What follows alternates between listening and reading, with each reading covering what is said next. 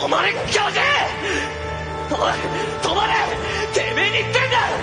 聞こえねえのかバカ野郎。ロッドレースお前だ、この罪親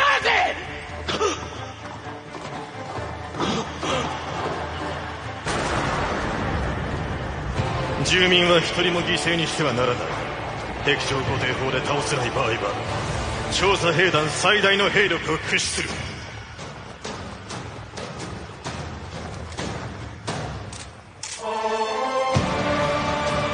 攻撃開始。